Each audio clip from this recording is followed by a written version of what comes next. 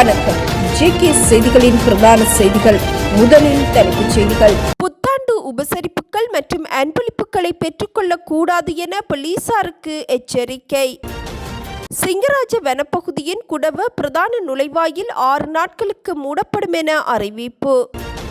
முன்னாள் ஜனாதிபதி ரணில் விக்ரமசிங்க நாட்டிற்கு வருகை.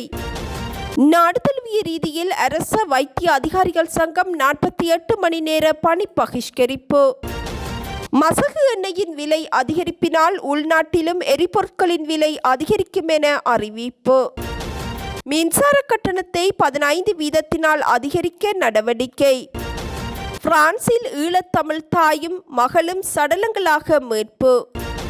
முன்னணி ஊடகங்கள் வெளியிடும் தகவல்கள் உண்மைக்கு புறம்பானவை என அமெரிக்க ஜனாதிபதி அறிவிப்பு. உண்மையான உடன்படிக்கை எட்டப்படும் வரை தாக்குதல் மேற்கொள்ளப்படும் என அமெரிக்க ஜனாதிபதி அறிவிப்பு.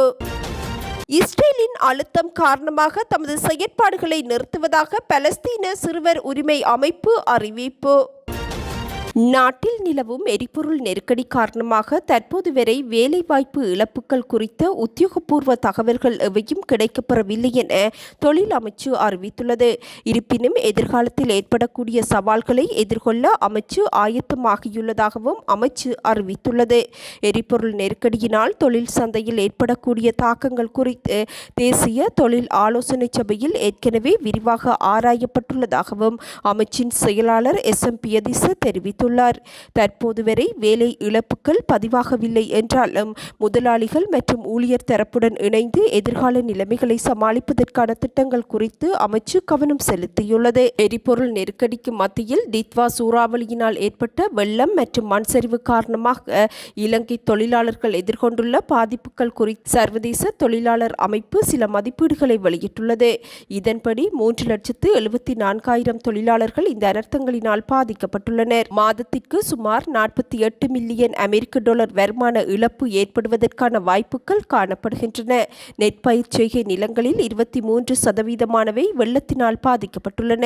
தேயிலை உற்பத்தி சுமார் 35% வரை வீழ்ச்சியடைந்துள்ளது. இதனால் மொத்த உற்பத்தியில் 70% பங்களிப்பை வழங்கும் சிறு தேயிலை தோட்ட உரிமையாளர்கள் அதிகளவில் பாதிக்கப்பட்டுள்ளனர். எரிபொருள் நெருக்கடி மற்றும் இயற்கை அனர்த்தங்கள் என இருமுனை சவால்களை எதிர்கொண்டுள்ள தொழிலாளர் துறையை பாதுகாப்பதற்கான மேலதிக நடவடிக்கைகள் குறித்து அரசாங்கம் தொடர்ந்தும் கவனம் செலுத்த வேண்டும் எனவும் சர்வதேச தொழிலாளர் அமைப்பு அறிவித்துள்ளது. மத்திய கிழக்கு பிராந்தியத்தில் நிலவும் தீவிர போர்ச்சூழல் மற்றும் அரசியல் ஸ்திரமற்ற தன்மை காரணமாக உலகளாவிய எரிசக்தி சந்தையில் மசகு எண்ணெய் மற்றும் இயற்கை எரிவாயுவின் விலை இன்று மீண்டும் அதிகரிப்பை பதிவு செய்துள்ளது. இதன்படி WTI ரக மசகு எண்ணெய் பீப்பாய் ஒன்றின் விலை 97.85 அமெரிக்க டாலராக அதிகரிக்கப்பட்டுள்ளது. அத்துடன் சர்வதேச ரீதியில் அதிகம் பயன்படுத்தப்படும் பிரெண்ட் ரக மசகு எண்ணெய் பீப்பாய் ஒன்றின் விலை 97.61 அமெரிக்க டாலராக நிலவுகின்றது. மசகு எண்ணெயை தொடர்ந்து இயற்கை எரிவாயுவின் விலையும் அதிகரிக்கப்பட்டுள்ளது. இதன்படி இயற்கை எரிவாயு 2.732 அமெரிக்க டாலராக அதிகரிப்பை பதிவு செய்துள்ளது. உலக சந்தையில் ஏற்பட்டுள்ள இந்த திடீர் விலை உயர்வு எரிபொருளை இறக்குமதி செய்யும் நாடுகளின் உள்நாட்டு விலைகளிலும் தாக்கத்தை ஏற்படுத்தும் என எதிர்பார்க்கப்படுகின்றது. தற்போதைய மின் உற்பத்தி செலவினங்களை கருத்தில் கொண்டு இவ்வருடத்தின் 2ஆம் காலாண்டிற்காக மின்சார கட்டணத்தை மேலும் 15% அதிகரிக்குமாறு முன்வைக்கப்பட்டுள்ள கோரிக்கை குறித்து இலங்கை பொது பயன்பாடுகள் ஆணைக்குழு அவதானம் செலுத்தியுள்ளது. National system operator private limited நிறுவனத்தினால் இவ்வருடத்தின் ஏப்ரல் முதல் ஜூன் வரையான 2ஆம் காலாண்டிற்காக இந்த மேலதிக கட்டண உயர்வு யோசனை முன்வைக்கப்பட்டுள்ளது. ஏற்கனவே கடந்த மார்ச் மாதம் 31ஆம் தேதி முதல் மின்சார கட்டணத்தை 10% அதிகரிக்க ஆணைக்குழு அனுமதி வழங்கியிருந்த நிலையில் தற்போது மேலும் 15% அதிகரிப்பு கோரப்பட்டுள்ளது. இது தொடர்பில் கருத்து வெளியிட்டுள்ள பொது பயன்பாடுகள் ஆணைக்குழுவின் நிறுவன தொடர்பாடல் பணிப்பாளர் ஜெயநாத் ஹேரத் குறித்த யோசனை தொடர்பில் ஆணைக்குழு தற்போது விரிவான ஆய்வுகளை மேற்கொண்டு வருவதாக தெரிவித்துள்ளார். மின் உற்பத்திக்காக செலவிடப்படும் உண்மையான செலவினங்கள் மற்றும் முன்மொழியப்பட்டுள்ள அதிகரிப்பின் அவசியம் குறித்து ஆராயப்பட்டு வருவதாகவும் அடுத்த சில நாட்கள் நாட்களில் இது குறித்த இறுதி தீர்மானம் உத்தியோகபூர்வமாக அறிவிக்கப்படும் எனவும் அவர் தெரிவித்துள்ளார். வருடத்தின் 2ஆம் காலாண்டில் மின் உற்பத்தி செலவுகள் அதிகரித்துள்ளதாக கூறப்படும் நிலையில் தேசிய அமைப்பு கட்டுப்பாட்டு நிறுவனத்தினால் இந்த மேலதிக கட்டண உயர்வும் கோரப்பட்டுள்ளது. ஒருவேளை இதற்கு அனுமதி வழங்கப்படும் பட்சத்தில் ஏற்கனவே அமுல்படுத்தப்பட்ட 10% அதிகரிப்புடன் சேர்த்து நுகர்வோர் மீதான மேலதிக சுமை அதிகரிக்கும் எனவும் அறிவிக்கப்பட்டுள்ளது. அம்பாறை மாவட்டத்தில் உள்ள ஆறுகள், குளங்கள் மற்றும் நீரேந்து பகுதிகளில் பொதுமக்கள் நீராடுவதற்கு தடை விதிக்கப்பட்டுள்ளதாக அனர்த்த முகாமைத்துவ மத்திய நிலையத்தின் அம்பாறை மாவட்ட பிரதிபலிப்பாளர் ரியாஸ் தெரிவித்துள்ளார். அம்பாறை மாவட்ட அரசாங்க அதிபர் அனுபமா மங்கள விக்ரமராட்சியின் அறிவுறுத்தலுக்கமைய இந்த தடை உத்தரவு பிறப்பிக்கப்பட்டுள்ளது. இது தொடர்பான மேலதிக நடவடிக்கைகளை முன்னெடுக்குமாறு மாவட்ட இராணுவ கட்டளை தளபதி, நீர்ப்பாசன பணிப்பாளர், உள்ளூராட்சி மன்ற தலைவர்கள், வன பரிபாலன மற்றும் வன ஜீவராசிகள் திணைக்களங்களின் உதவி பணிப்பாளர்கள் ஆகியோருக்கு அறிவுறுத்தப்பட்டுள்ளதாகவும் அவர் தெரிவித்துள்ளார். குறிப்பாக உகன பிரதேச செயலாளர் பிரிவுக்குட்பட்ட சடையந்தலாவ ஆற்றில் தற்போது நீர்மட்டம் அதிகரித்து காணப்படுவதுடன் அங்கு ஆழமான கற்பாறைகளும் உள்ளன. இதனால் இப்பகுதி பாதுகாப்பற்ற இடமாக அடையாளப்படுத்தப்பட்டு அங்கு நீராட தடை விதிக்கப்பட்டுள்ளதுடன் போக்குவரத்து பாதைகளும் மூடப்பட்டுள்ளது. நீர்நிலைகளை அண்டிய பகுதிகளில் பொதுமக்கள் குப்பைகளை வீசுவதனால் சுற்றாடல் மாசடைவதுடன் காடுகள் தீப்பற்றும் அபாயமும் ஏற்பட்டுள்ளது. எனவே பொதுமக்கள் பொழுதுபோக்கிற்காகவோ அல்லது நீராடுவதற்காகவோ குறித்த பகுதிகளுக்கு வருவதை தவிர்க்குமாறு கேட்டுக்கொள்ளப்பட்டுள்ளனர். தடை செய்யப்பட்டுள்ள பகுதிகளில் போலீசார் விசேட ரோந்து நடவடிக்கைகளிலும் ஈடுபடுத்தப்பட்டுள்ளனர். தடை உத்தரவை மீறி செயற்படுபவர்களுக்கு எதிராக கடுமையான சட்ட நடவடிக்கை எடுக்கப்படும் எனவும் மாவட்ட பிரதிபலிப்பாளர் ரியாஸ் எச்சரிக்கை விடுத்துள்ளார். பிரான்சின் சென்ட் சென்ட் டெனிஸ் மாகாணத்திற்குட்பட்ட பாண்டின் நகரில் ஈழத்தமிழ் தாய் ஒருவரும் அவரது 20 வயதான மகளும் சடலங்களாக மீட்கப்பட்டுள்ளனர். பாண்டின் நகரில் உள்ள அடுக்குமாடி குடியிருப்பு ஒன்றில் வசித்து வந்த இவர்கள் நீண்ட நாட்களாக வீட்டை விட்டு வெளியேறாமையினால் அக்கம் பக்கத்தினருக்கு சந்தேகம் எழுந்துள்ளது. இது குறித்து அவர்கள் போலீசாருக்கு தகவல் வழங்கியிருந்தனர். சம்பவ இடத்திற்கு சென்ற அதிகாரிகள் வீட்டின் கதவை உடைத்து உள்ளே சென்றபோது குறித்த இருவரும் உயிரிழந்த நிலையில் சடலங்களாக மீட்கப்பட்டனர். உயிரிழந்தவர்கள் இலங்கையை பூர்வீகமாக கொண்ட 50 வயதான தாயும் அவரது 20 வயதுடைய மகளும் என்பது உறுதி செய்யப்பட்டுள்ளது. இவர்களின் உயிரிழப்பிற்கான காரணம் குறித்து பிரான்ஸ் போலீசார் தீவிர விசாரணைகளை முன்னெடுத்துள்ளனர். ஆரம்பகட்ட விசாரணைகளின் அடிப்படையில் இவர்கள் தவறான முடிவெடுத்து தமது உயிரை மாய்த்து கொண்டிருக்கலாம் என்று சந்தேகம் வெளியிட்ட போதிலும் உடற்கூறு ஆய்வுகள் வெளிவந்த பின்னரே மரணத்திற்கான அதிகாரப்பூர்வமான காரணம் தெரிய வரும் என அந்நாட்டு அதிகாரிகள் அறிவித்துள்ளனர். கொழும்பின் புறநகர் பகுதியான கலபோவில பகுதியில் உள்ள அடுக்குமாடி குடியிருப்பு ஒன்றில் தனது முன்னாள் காதலியை கத்தியினால் குத்தி கொலை செய்த சீன நாட்டவர் ஒருவர் கைது செய்யப்பட்டுள்ளார். முன்னாள் காதலியை கொலை செய்த நிலையில் அவரது புதிய காதலரையும் காயப்படுத்திய சீன இளைஞர் தலைமறைவாக இருந்த நிலையில் 14 நாட்களின் பின்னர் போலீசாரால் கைது செய்யப்பட்டுள்ளார். 26 வயதுடைய சந்தேக நபர் கொழும்பு தர்மபால மாவட்டத்தில் உள்ள கட்டடம் ஒன்றின் 19வது மாடியில் ஒளிந்திருந்த போதே குற்றத்தடுப்பு பிரிவினர் கைது செய்யப்பட்டிருந்தார். சந்தேக நபரிடம் இருந்து 2200 மில்லிகிராம் ஐஸ் போதைப் பொருளும் கைப்பற்றப்பட்டுள்ளது. உயிரிழந்தவர் மொரட்டுவை பல்கலைக்கழகத்தின் 2ஆம் ஆண்டு பயின்று வந்த 29 வயதுடைய லியூ யி ஹான் என்ற சீன மாணவி என போலீசார் தெரிவித்துள்ளனர். சந்தேக நபர் ஒரு பிரபல சுற்றுலா நிறுவனத்தில் பணியாற்றி வந்துள்ளார். இவர்கள் இருவருக்கும் இடையே நீண்ட காலமாக இருந்த காதல் உறவு முறிவடைந்தது.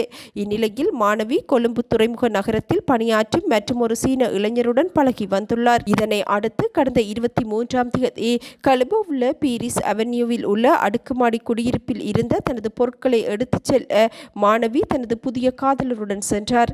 இதன்போது அங்கு மறைந்திருந்த முன்னாள் காதலர் கூர்மையான ஆயுதத்தால் மாணவியை குத்தி கொலை செய்ததோடு அதனை தடுக்க வந்த புதிய காதலரையும் படுகாயப்படுத்திவிட்டு அங்கிருந்து தப்பிச் சென்றிருந்தார். இத்தாக்குதலில் மாணவி சம்பவ இடத்திலேயே உயிரிழந்தார். காயமடைந்த மற்றைய இளைஞர் வைத்தியசாலையில் அனுமதிக்கப்பட்டுள்ளார். சம்பவம் தொடர்பில் கொஹ்வெல போலீசார் மேலதிக விசாரணைகளை முன்னெடுத்துள்ளனர். அன்பளிப்புகளை பெற்றுக்கொள்ளாதிருத்தல் மற்றும் புத்தாண்டு உபசரிப்பு நடவடிக்கைகளுக்காக நிதி ஒதுக்கீடு செய்வது தொடர்பில் பொலிஸ் மா அதிபரினால் அனைத்து பொலிஸ் உத்தியோகத்தர்களுக்கும் விசேட அறிவுறுத்தல்கள் வழங்கப்பட்டுள்ளன.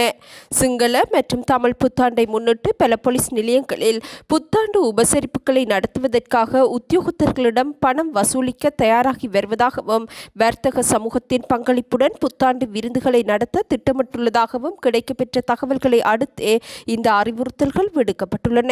விசேடமாக சிரேஷ்ட போலீஸ் உத்தியோகத்தர்களுக்கு வாழ்த்து தெரிவிக்கும் வகையில் வழங்கப்படும் அன்பளிப்பு பொதிகள் மற்றும் பரிசு வவுச்சர்களை வழங்கக்கூடாது எனவும் சிரேஷ்ட உத்தியோகத்தர்கள் அத்தகைய பொருட்களை பொறுப்பேற்க கூடாது எனவும் போலீஸ் மா அதிபர் அறிவித்துள்ளார்.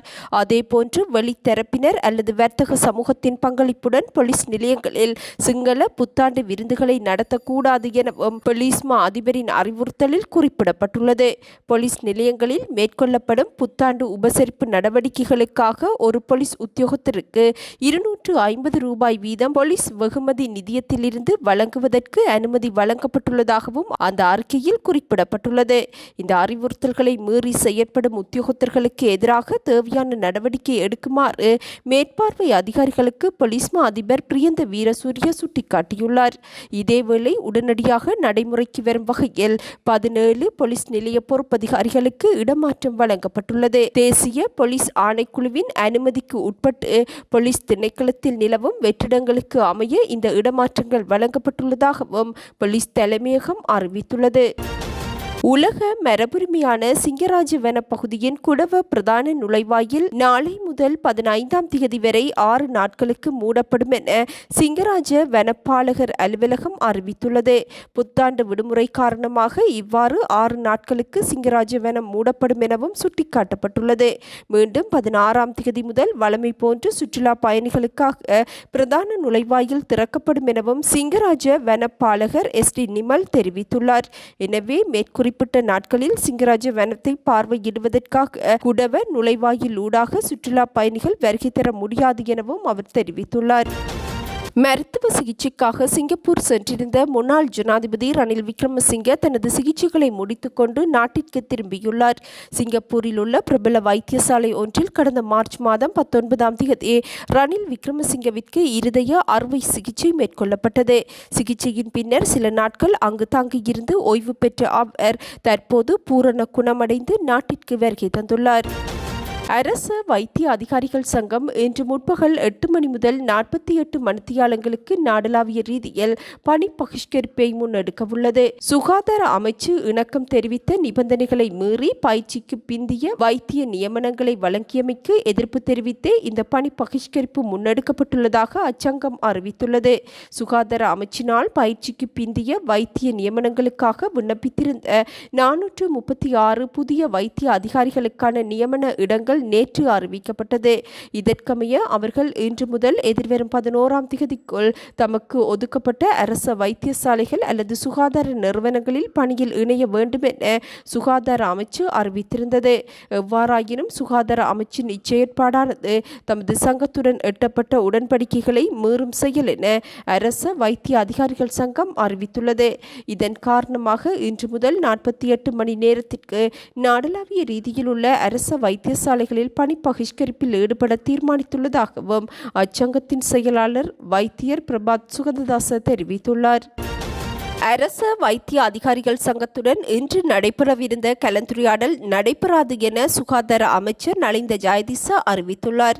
நாடாளுமன்றில் வைத்திய பணி பகிஷ்கரிப்பு குறித்து கருத்து தெரிவித்த அமைச்சர் இவ்வாறான முறையில் நடந்து கொண்டால் இன்று வழங்கப்பட்டிருந்த பேச்சுவார்த்தையை நான் நடத்த மாட்டேன். இந்த வேலை நிறுத்தம் அநியாயமானது. இதற்கு அரசாங்கம் என்ற ரீதியில் நாங்கள் முகம் கொடுக்க தயாராக உள்ளோம் என குறிப்பிட்டார்.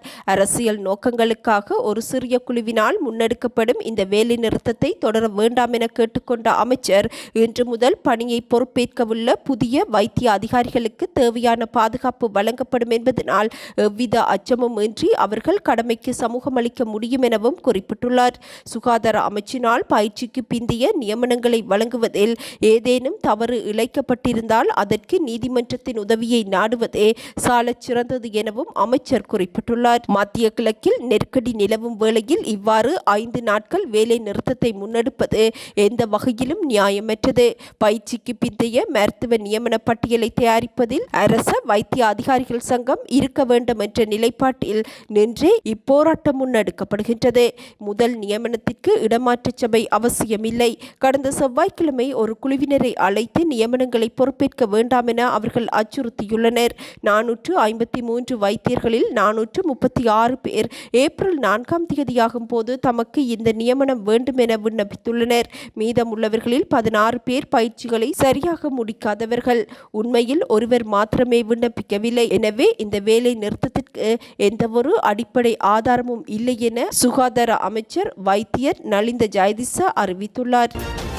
லெபனான் முழுவதும் இஸ்ரேல் நடத்திய பாரிய தாக்குதல்களை ஐக்கிய நாடுகள் சபையின் பொதுச் செயலாளர் அன்டோனியோ குட்ரஸ் கடுமையாக கண்டித்துள்ளார். இத்தாக்குதல்களில் குழந்தைகள் உட்பட நூற்றுக்கணக்கான பொதுமக்கள் கொல்லப்பட்டுள்ளதுடன் பெருமளவிலானோர் காயமடைந்துள்ளனர். பொதுச் செயலாளர் சார்பில் அறிக்கையொன்று வெளியிட்ட அவரது ஊடக பேச்சாளர் ஸ்டீஃபன் டுஜார்எக் பொதுமக்களின் உயிரிழப்புகளை பொதுச் செயலாளர் கடுமையாக கண்டிப்பதுடன் நாளுக்கு நாள் அதிகரித்து வரும் பொதுமக்களின் மரணங்கள் குறித்து மிகுந்த கவலை கொண்டுள்ளார். இராணுவ நடவடிக்கைகள் அமெரிக்காவிற்கும் ஈரானுக்கும் இடையில் எட்டப்பட்ட போர் நிறுத்த உடன்படிக்கைக்கு பாரிய அச்சுறுத்தலை ஏற்படுத்தியுள்ளது. உடனடியாக அமுலுக்கு வரும் வகையில் மோதல்களை நிறுத்துமாறு அனைத்து தரப்பினரிடமும் அவர் மீண்டும் கோரிக்கை விடுத்துள்ளார். இந்த மோதலுக்கு எந்தவொரு இராணுவ தீர்வும் கிடையாது என்பதையும் குறித்த அறிக்கையில் தெரிவிக்கப்பட்டுள்ளது. உலக புகழ்பெற்ற பிரெண்ட்ஸ் தொடரின் நாயகன் மேத்யூ ஃபெரியின் மரணத்திற்கு காரணமான போதைப்பொருள் விநியோகஸ்தர் யாஸ்மின் சங்காவிற்கு அமெரிக்க நீதிமன்றம் 15 வருடங்கள் சிறை தண்டனை விதித்து தீர்ப்பளித்துள்ளது. 42 வயதான யாஸ்மின் சங்கா லாஸ் ஏஞ்சல்ஸ் பகுதியில் செல்வந்தர்களுக்கு சட்டவிரோதமாக போதைப் பொருட்களை விற்பனை செய்யும் ட்ரக் எம்போரியத்தை நடத்தி வந்துள்ளார். இந்நிலையில் இவரது வீட்டில் இருந்து நூற்றுக்கணக்கான ஹெட்டமைன் குப்பிகள், ஹொக்கைன் மற்றும் தடை செய்யப்பட்ட மாத்திரைகளும் பறிமுதல் செய்யப்பட்டுள்ளன. கடந்த 2023ஆம் ஆண்டு அக்டோபரில் தனது வீட்டில் உள்ள குளியல் தொட்டியில் மேத்யூ ஃபெரி சடலமாக மீட்கப்பட்டிருந்தார். அத்துடன் அவர் கெட்டமைன் எனும் போதைப் பொருளை அதிகப்படியாக பயன்படுத்தியமையே உயிரிழப்பிற்கு காரணம் என்பது மருத்துவ பரிசோதனையில் உறுதி செய்யப்பட்டது. இந்நிலையில் தீர்ப்பு வழங்கப்படுவதற்கு முன்னர் மேத்யூ ஃபெரியின் உறவினர்கள் நீதிமன்றில் ஆற்றிய உருக்கமான உரையை கேட்டு யாஸ்மின் கதறி அழுதார். தனது தவறான முடிவுகளால் பலரது வாழ்க்கை சிதைந்து விட்டதாகவும் தான் மிகுந்த வெட்கமும் வருத்தமும் அடைவதாகவும் அவர் நீதிமன்றில் ஒப்புக்கொண்டார். இந்த வழக்கில் ஏற்கனவே 4 பேருக்கு தண்டனை வழங்கப்பட்டுள்ளது. இந்நிலையில் தற்போது யாஸ்மின் சங்காவிற்கும் 15 வருடங்கள் சிறை தண்டனை விதிக்கப்பட்டுள்ளமை குறிப்பிடத்தக்கது. பலஸ்தீன சிறுவர்களின் உரிமைகளுக்காக 35 வருடங்கள் கடுமையாக போராடி வந்த முக்கிய மனித உரிமை அமைப்பான டிஃபென்ஸ் ஃபார் சில்ட்ரன்ஸ் இன்டர்நேஷனல் என்ற அமைப்பு இஸ்ரேலின் கடும் அழுத்தம் காரணமாக தனது செயற்பாடுகளை நிறுத்துவதாக அறிவித்துள்ளது. பலஸ்தீன மனித உரிமை அமைப்புகளை குற்றவியல் ரீதியாக முடக்கும் இஸ்ரேலின் இலக்கு வைக்கப்பட்ட நடவடிக்கைகளே இந்த முடிவுக்கு காரணம் எனவும் அந்த அமைப்பு சுட்டிக்காட்டியுள்ளது. பலஸ்தீன சிறுவர்கள் தற்போது இனப்படுகொலை, இனவரி ஆட்சி, இராணுவ ஆக்கிரமிப்பு மற்றும் சட்டவிரோத இஸ்ரேலிய குடியேற்ற விரிவாக்கம் ஆகியவற்றிற்கு மத்தியில் வாழ்ந்து வருவதாகவும் அந்த அமைப்பு தனது விடைபெறும் அறிக்கையில் தெரிவித்துள்ளது. கடந்த 3 தசாப்தங்களுக்கு மேலாக பல்வேறு சவால்களுக்கு மத்தியில் பலஸ்தீன சிறுவர்களின் பாதுகாப்பிற்காக குறித்த அமைப்பு அர்ப்பணிப்புடன் பணியாற்றி வந்தது. இருப்பினும் தற்போது தமது பணிகளை நிறுத்தினாலும் பலஸ்தீன சிறுவர்களின் எதிர்காலத்திற்காகவும் அவர்களின் உரிமைகளுக்காகவும் ஏனைய சர்வதேச அமைப்புகள் தொடர்ந்தும் போராட வேண்டும் எனவும் குறித்த அமைப்பு கோரிக்கை விடுத்துள்ளது. இஸ்ரேலின் இத்தடை உத்தரவு சர்வதேச மனித உரிமை ஆர்வலர்கள் மத்தியில் பெரும் அதிர்ச்சியை ஏற்படுத்தியுள்ளதுடன் பலஸ்தீன சிறுவர்களின் பாதுகாப்பு குறித்த கவலையையும் அதிகரித்துள்ளது. ஈரானுடன் உண்மையான உடன்படிக்கை ஒன்று ஏற்பட்டு அது முழுமையாக செயற்படுத்தப்படும் வரை அமெரிக்க படைகள் ஈரானை சுற்றியுள்ள பகுதிகளில் தொடர்ந்தும் நிலைநிறுத்தப்படும் என அமெரிக்க ஜனாதிபதி டொனால்ட் ட்ரம்ப் அறிவித்துள்ளார். தனது ட்ரூத் சோஷியல் சமூக ஊடகத்தளத்தில் பதிவிட்டுள்ள அவர் ஏற்கனவே கணிசமான அளவில் பலவீனப்படுத்தப்பட்டுள்ள எதிரியை அழிப்பதற்கு தேவையான அமெரிக்க கப்பல்கள், விமானங்கள் மற்றும் இராணுவ வீரர்கள் மாத்திரமன்றி மேலதிகமாக வெடிபொருட்கள், ஆயுதங்கள் மற்றும் ஏனைய அனைத்து அபாயகரமான தளபாடங்களும் தயார் நிலையில் வைக்கப்பட்டுள்ளன.